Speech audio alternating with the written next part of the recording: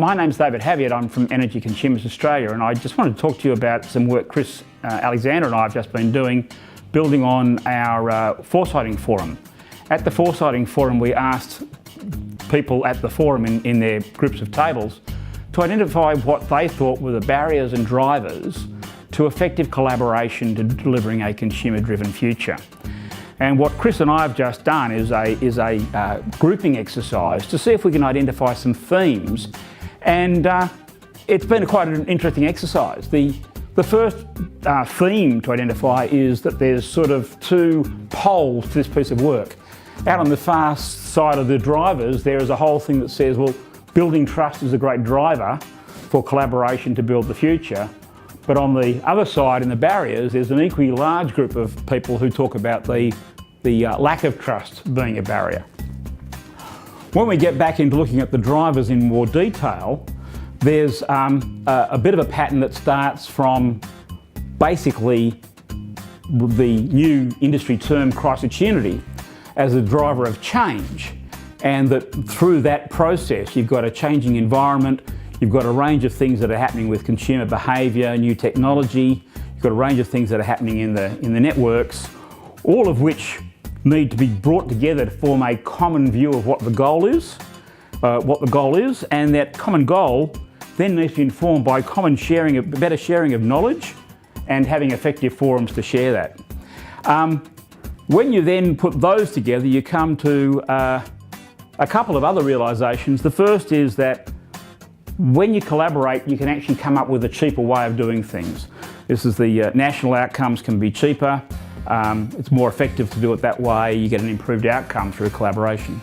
But then there's a big bubble here that talks about the process of regulation and the need for a transparent decision-making process, real consumer experience in processes, and more effective consultation processes. So better regulatory practices is seen as a driver.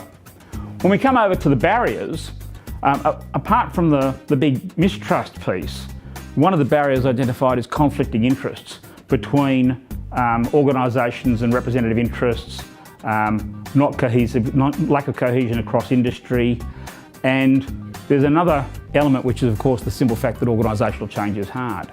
But this combination of conflicting interests, so there's another element here which is the fact that there's a lot of complexity in this market, the complexity of the subjects, the noise, the acronym-driven technobabble. So the combination of those conflicting interests and complexity is also then inherent in the creation of lack of common data and language as a barrier.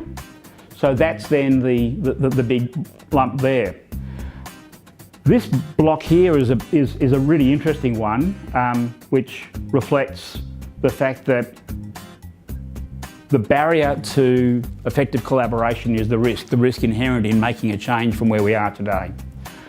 The next piece that you find is this whole area about the fact that this is a very resource-intensive process.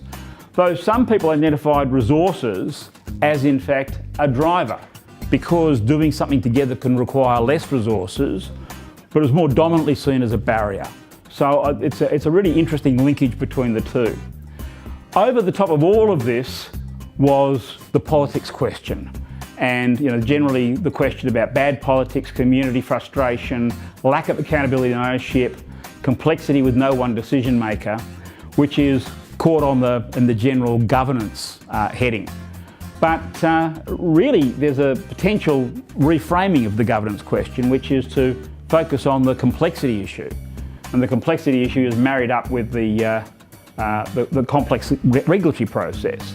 And the question is, maybe rather than focusing on government, whether the opportunity is to have a war on complexity. That's what we learned.